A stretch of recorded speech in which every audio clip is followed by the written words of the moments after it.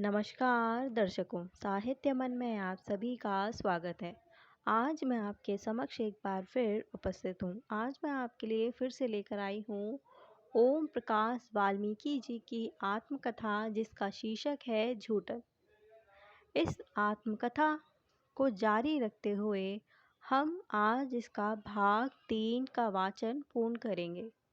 वैसे तो इसमें भाग नहीं है, परंतु पढ़ने की क्षमता के आधार पर मैंने इस आत्मकथा का विभाजन किया है। अब हम इसका वाचन शुरू करते हैं। भूत प्रेत की छाया के प्रति पूरी बस्ती में अजीब माहौल था। ज़रा भी किसी की तबीयत खराब होती तो डॉक्टर के बजाय किसी भगत को बुलाया जाता था। भगत के शरीर में देवी देवता प्रकट हो जाने पर बीमार को दिखाया जाता था। अक्सर किसी भूत के प्रभाव का जिक्र करके भगत भूत पकड़ने की क्रियाएं करता था, जिसके बदले में देवी देवताओं पर सूअर, मुर्गे, बकरे और शराब चढ़ाई जाती थी। प्रत्येक घर में उन देवताओं की पूजा होती थी। ये देवता हिंदू देवी देवताओं से अलग होते हैं, जिनके नाम किसी पोथी पुराण में ढूंढने से भी नहीं मिलेंगे। लेकिन किसी भी ऐसे परिवार में चले जाइए जिनका संबंध इस बिरादरी से है, वहाँ इन देवी देवताओं की पूजा देखने को मिलेगी। जन्म हो या कोई शुभ कार्य, शादी विवाह या मृत्यु भोज, इन देवी देवताओं की पूजा बिना अधूरा है। इस छोटी सी उम्र में ही चाची विधवा हो गई थी। मैं उस समय काफ़ी छोटा था। अब तो मुझे चाची का चेहरा भी याद नहीं है, लेकिन इतना याद है, चाची बहुत सुंदर थी। सर्दी के दिन थे। सुबह का वक्त था। माँ, भाभी, चाची चूल्हे के पास बैठी थी। मैं और माया भी उनके आसपास ही बैठे थे। चूल्हे में उपलों की आग सर्दी से बचाव के लिए उन दिनों हमारी खास ज़रूरत थी। पिताजी और बड़े भाई सुखबीर कहीं बाहर से लौटकर आए थे। उनमें कुछ खुसर फुसर हो रही थी। अचानक पिताजी गुस्से में उबल पड़े। आंगन में एक डंडा पड़ा हुआ था। उसे उठाकर उन्होंने चाची की पीठ पर जड़ दिया।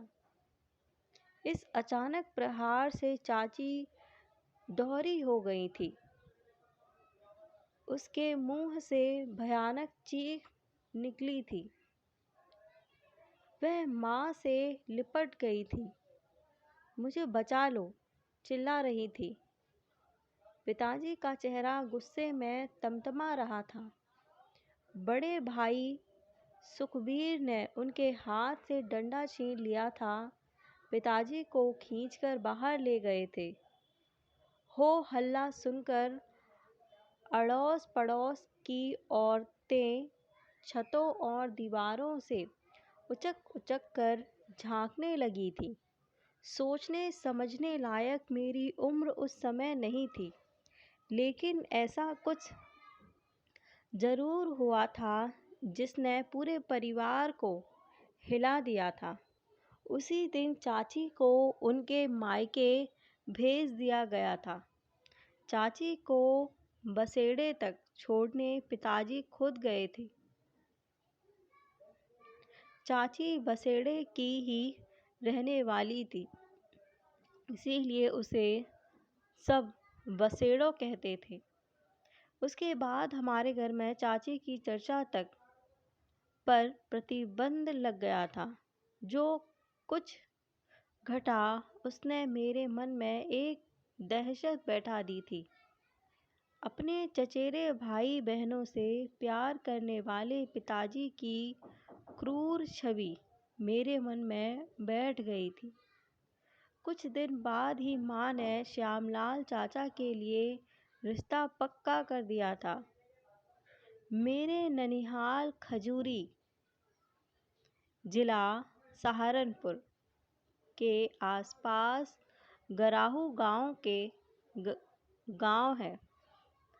दोनों गांव के बीच हिंडन नदी है। गराहू में माँ के रिश्ते के भाई रहते थे। उनकी लड़की राम कटोरी थी। माँ ने 1 महीने के भीतर भीतर शादी कर दी थी चाचा की। राम कटोरी के आ जाने से बसेड़ों का दंश भूल गए थे।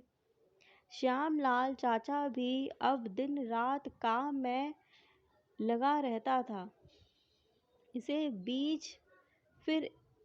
बीच फिर एक हादसा हो गया।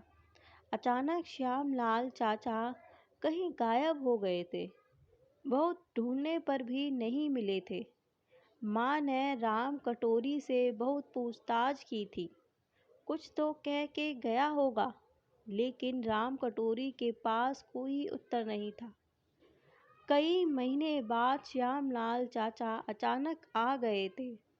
वह भी रात के धुंधलके में।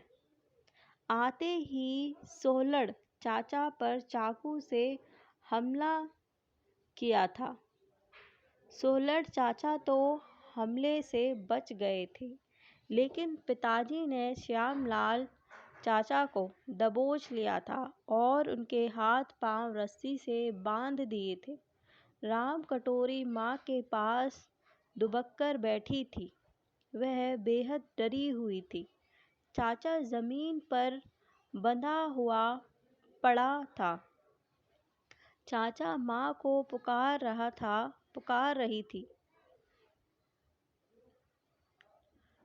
भाभी मुझे चाचा माँ को पुकार रहे थे, भाभी मुझे छुड़ा दे, फिर यहाँ कभी नहीं आऊँगा। माँ ने पिताजी के मना करने के बावजूद चाचा की रस्सी खोल दी थी। श्यामलाल चाचा चला गया था, फिर कभी लौटकर नहीं आया। इस घटना से पिताजी दुखी हुए थे। श्यामलाल चाचा को वे रोकना चाहते थे। उन्होंने उसे समझाने की कोशिश भी की थी। किसी बात से जी दुखी था तो मन ने कहा होता, यूं छुरे बाजी पे क्यों उतरा। लेकिन चाचा भी जिद का पक्का निकला। लौटकर मुंह नहीं दिखाया। कुछ ही दिन बाद राम कटोरी ने सोहलड़ का हाथ थाम लिया था। इसके बाद दोनों परिवारों के बीच खिंचाव आ गया था। जैसे स्नेह के तमाम सूत्र टूटकर बिखर गए हों। राम कटोरी के लिए भी अब पहले जैसा नहीं रह गया था। पिताजी जब तक बैठक में दिखाई पड़ते थे, वह हमारे घर नहीं आती थी। हमारा भी उनके घर आना जाना कम हो गया था। बस अड्डे से कॉलेज लगभग 1.5 मील की दूरी पर था। आसपास में एक ही इंटर कॉलेज था।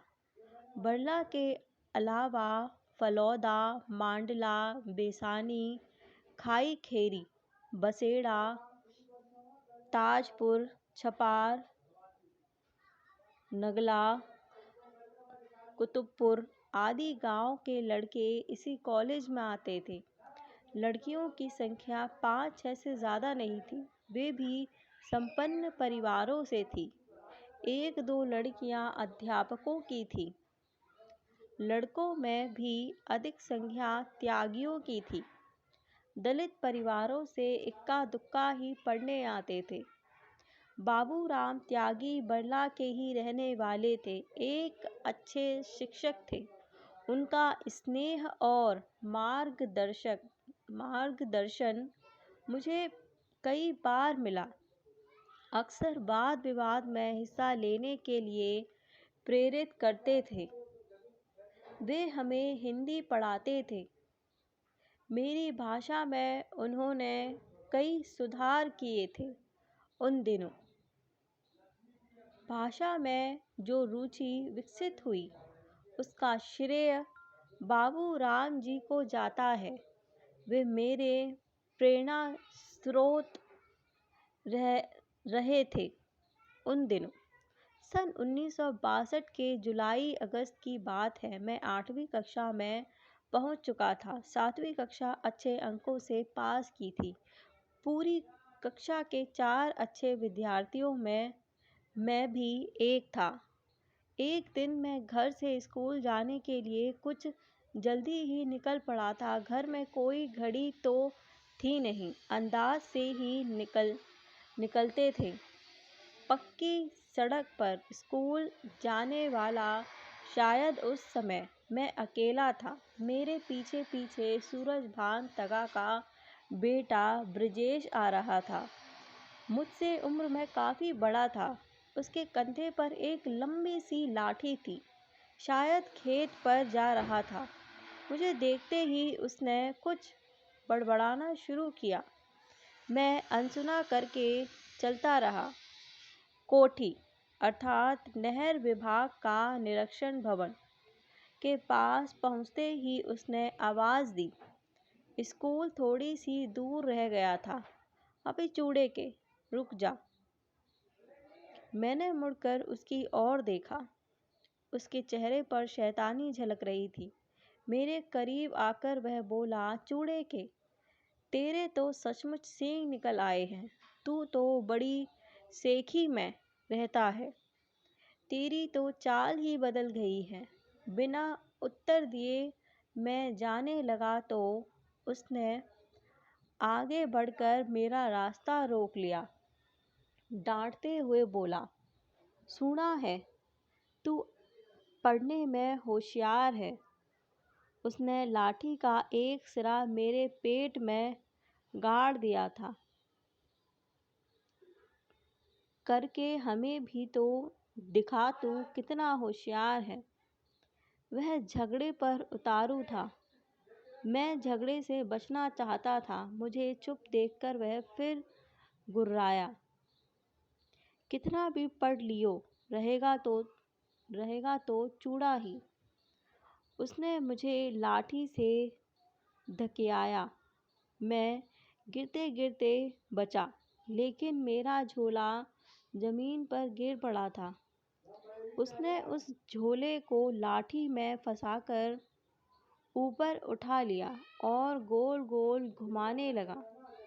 मैं उसके आगे गिड़गिड़ा रहा था, मेरी किताबें बिखर जाएंगी, मेरा झोला दे दो, कापियाँ फट जाएंगी। वह नहीं माना और ज़ोर से घुमाकर उसने झोला दूर फेंक दिया। मैं उठाने के लिए दौड़ा तो वह कहे लगाकर हंसने लगा। मेरा झोला सड़क के किनारे खाई में गिर गया था, जहाँ पानी और कीचड़ भरा हुआ था।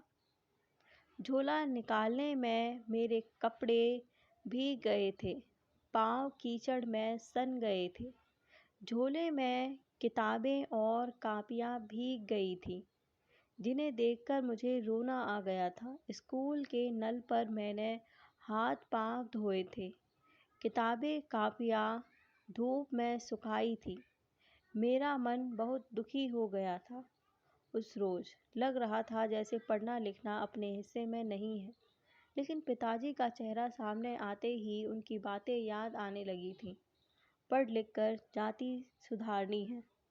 उस रोज़ किसी भी पीरियड में मन नहीं लगा था। सुबह की घटना रह रह कर कचोट रही थी। लौटकर माँ के सामने पूरी घटना का जिक्र किया तो माँ भी रोने लगी थी। पिताजी ने सुना तो वह मरने मारने को तैयार हो गए थे। श्यामलाल चाचा बल्लम उठा लाए थे। वह दोनों उस लड़के को पीटने जा रहे थे। बगड़ के बड़े बूढ़ों ने उन्हें शांत किया था। पिताजी की बेबसी को मैं आज तक नहीं भूल पाया हूँ। अबे सहुरो म्हारे जाकत 2 अक्षर सीख लेंगे तो थारा क्या बिगड़ जागा। बड़ी मुश्किल से बात रफा दफा हुई थी, लेकिन तगाओं के प्रति हमारे बगड़ में विरोध का स्वर उभरने लगा था। बेगार पर जाने से लोग मना करने लगे थे। पिताजी जल्दी ही उत्तेजित होकर चिल्लाने लगे थे। माँ डरती थी किसी झंझट में ना फंस जाए।